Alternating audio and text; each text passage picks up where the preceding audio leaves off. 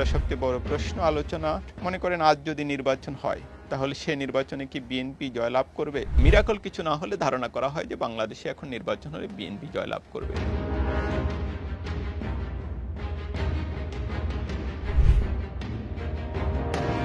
আমাদের ছোটবেলায় একটা খুবই সাধারণ দৃশ্যপট ছিল, গ্রামের চায়ের দোকানগুলোতে রাজনীতি নিয়ে প্রচুর আড্ডা হতো, ঝগড়া হতো, তর্কাতর্কি হতো, দুঃখজনক হলেও সত্য, কখনো কখনো মারামারিও হতো। কিন্তু আওয়ামী লীগের শাসন আমলে, যেটাকে আমরা সামাজিক পরিসর বলি বা জনপরিসর বলি, চায়ের দোকানে রাজনীতি নিয়ে আড্ডা অনেকটাই কমে গিয়েছিল। এক দেশ এক নেতা, রাষ্ট্র এগুচ্ছিল সেই দিকে। কিন্তু 5ই আগস্টের পর তো একটা নতুন বাস্তবতা, সর্বত্র রাজনীতি সমাজ নিয়ে প্রচুর আলোচনা, অনেক কথা হচ্ছে, এবং যেটা হয় এক ধরনের অস্থিরতাও রয়েছে।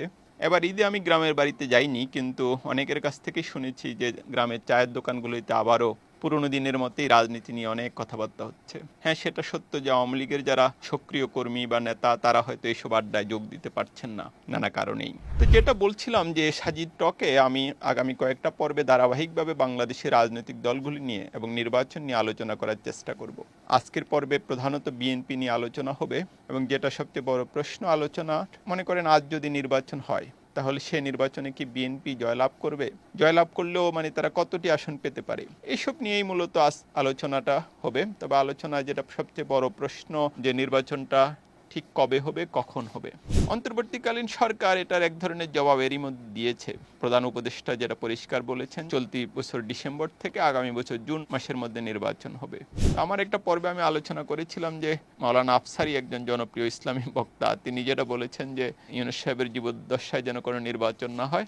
প্রধান উপদেষ্টার প্রেস সেক্রেটারি সেটা নাকচ করেছেন, বলেছেন যে না, ডিসেম্বর থেকে জুনের মধ্যেই তারা নির্বাচন দিবেন এবং নির্বাচন দিয়ে তারা তাদের পুরনো পেশায় ফিরে যাবেন। যেটা আসলে মূল প্রশ্ন, যে অনেক রাজনৈতিক বিশ্লেষক, বিশেষজ্ঞ, রাজনীতিবিদ সবার মধ্যে একটা সংশয় আছে। এবং আমরা যেটা কারণ বাজারে নিচে অনেক সাংবাদিকের সঙ্গে আড্ডা দেই, যেখানে রাজনীতিবিদ অনেকের সাথেও নানা জায়গায় দেখা হয়, এবং যারা ঢাকার রাজনীতিতে খুব গুরুত্বপূর্ণ নানা ক্যারেক্টার, এদের সাথেও মাঝে মাঝে কথাবার্তা হয়, সবার মধ্যে কিন্তু একটা সংশয় আছে। এটা সত্য যে নির্বাচনটা কবে হবে। সরকার তো নিশ্চিত করে বলছে ডিসেম্বর থেকে জুনের মধ্যে নির্বাচন হবে, কিন্তু নির্বাচনটা আসলে ঠিক কবে হবে এটা নিয়ে এক ধরনের সংশয় আছে, আমাদেরকে স্বীকার করে নিতে হবে। এখন বিএনপি সহ বা বেশিরভাগ দল এখন যেটা চায়, তারা আসলে ডিসেম্বরের মধ্যে নির্বাচনটা চায়। হলপ করে বললে ডিসেম্বরে এই নির্বাচনটা হয়ে যাক।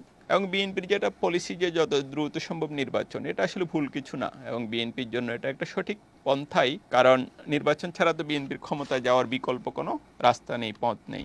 এখন যেটা কৌশলগত মনে হয় যে জামাত বা এনসিপি, যারা এখনকার রাজনীতিতে আরেক দুই প্রধান শেয়ার হোল্ডার, তাদের নির্বাচন নিয়ে খুব বেশি তাড়াহুড়া নেই।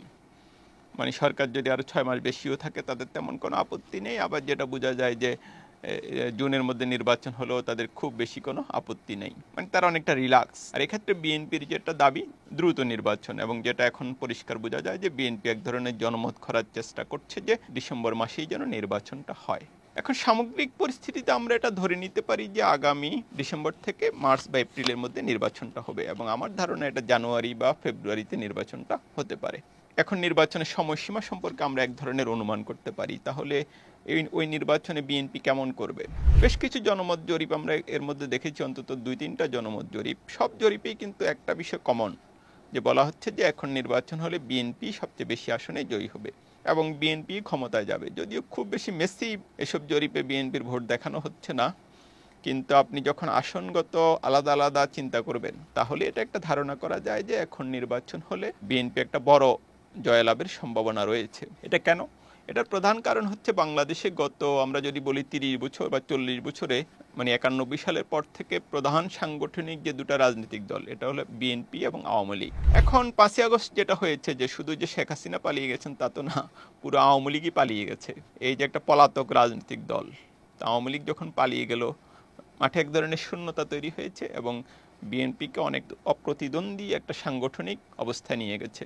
এখন বাংলাদেশের প্রতিটি ওয়ার্ডে কমিটি আছে এমন একটি রাজনৈতিক দল বিএনপি, এবং বিএনপির নানা অঙ্গ সহযোগী সংগঠনেরও এ ধরনের কমিটি রয়েছে। জামাত সাংগঠনিকভাবে খুব বেশি দুর্বল দল নয়, যেটা বলি যে তৃণমূল পর্যায় পর্যন্ত জামাতেরও এক ধরনের শক্ত সাংগঠনিক অবস্থা রয়েছে, কিন্তু সেটা আসলে বিএনপির সঙ্গে পুরো মাত্রায় লড়াই করতে সক্ষম বলে আমি মনে করি না। তো সেই দিক থেকে এই যে মানে প্রতিটা মনে করেন কেন্দ্রে এজেন্ট দিতে পারবে পর্যাপ্ত, এটা মনে হয় এখন বাংলাদেশে একমাত্র বিএনপির পক্ষেই সেটা শতভাগ সম্ভব।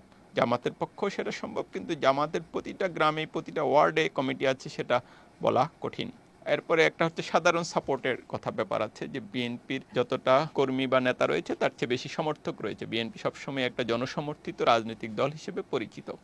আবার তবে ওই ডেডিকেশন যদি দলের প্রতি চিন্তা করে সেক্ষেত্রে হয়তো জামাতের নেতাকর্মীরা এগিয়ে থাকবে। তো এই পরিস্থিতিতে সমর্থন এবং সাংগঠনিক কাঠামো এই বিবেচনায় মিরাকল কিছু না হলে ধারণা করা হয় যে বাংলাদেশে এখন নির্বাচন হলে বিএনপি জয়লাভ করবে।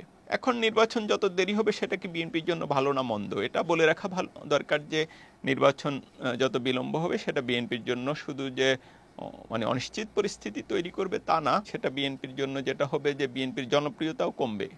কারণ আমরা গেল কয়েক মাসে যেটা দেখেছি যে চাঁদাবাজি সহ নানা অভিযোগ বিএনপি নেতাকর্মীদের বিরুদ্ধে এসেছে, এবং এর অনেক অনেক কিছু বাস্তব, আবার কিছু অপপ্রচারও হয়েছে, এবং বিএনপি যেটা করেছে যে কিছু তো ব্যবস্থা নিয়েছে।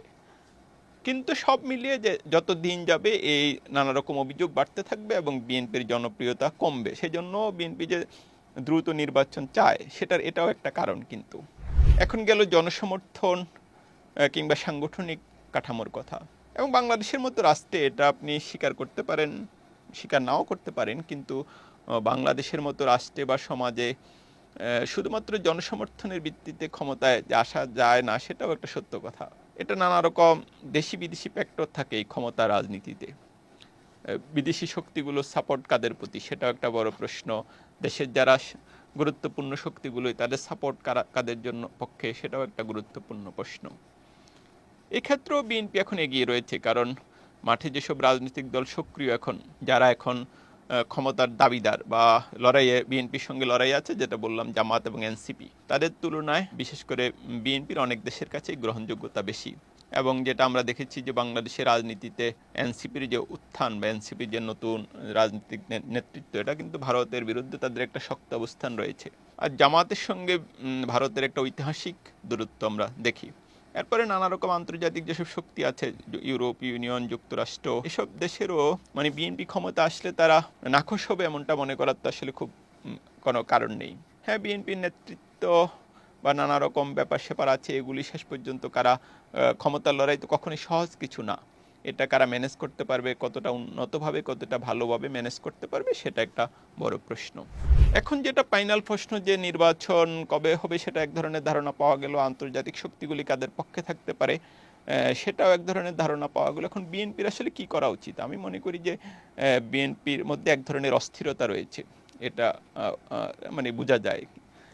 এবং এটা বিএনপির যে অস্থিরতাটা, সেটা যতটা সম্ভব নিয়ন্ত্রণে রাখা প্রয়োজন। বিএনপি নেতাকর্মীদের বিরুদ্ধে যেসব অভিযোগ আসছে সেগুলো ফয়সালা করা প্রয়োজন। আরেকটা যেটা খুবই প্রয়োজন, আমরা বিএনপিতে যে তরুণ নেতৃত্বের যে উত্থান, সেটা অনেকটা কম।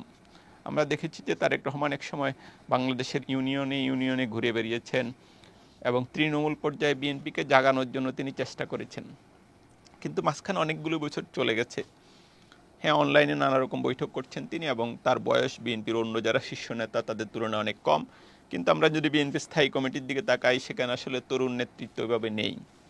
কিন্তু 5ই আগস্টের পর এটা তো একটা, আপনি স্বীকার করেন আর না করেন, এটা নতুন প্রবাহ, নতুন স্রোত, নতুন হাওয়া। এই পরিস্থিতিতে বিএনপিতে আসলে নতুন নেতৃত্ব প্রয়োজন। তরুণদেরকে বিএনপির বিভিন্ন গুরুত্বপূর্ণ পদে নিয়ে আসা দরকার। এবং আমরা যেটা দেখেছি যে ছাত্র নেতৃত্বের সঙ্গে তারেক রহমানের যখন বৈঠক হয় অনলাইনে, তারেক রহমানের কন্যা ব্যারিস্টার জাইমা রহমানও সংযুক্ত ছিলেন। আমার ধারণা যে বিএনপির কোনো না কোনো ফরম্যাটে তাকেও রাজনীতিতে অন্তর্ভুক্ত করা প্রয়োজন।